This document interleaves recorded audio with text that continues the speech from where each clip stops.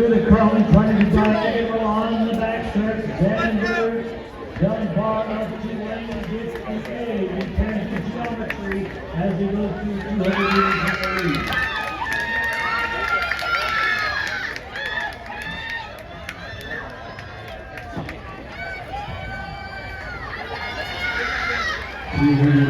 That's 25, and the 49ers are going to move. It allows this coming up.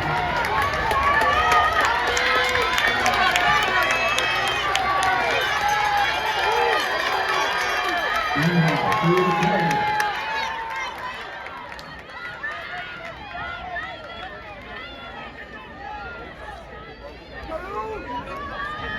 2:39 is split as they approach 500 meters into the back straightaway. Let's go. Dunbar up Tulane, 9:07. And making the way on the outside. That is the lead to Madden Honda.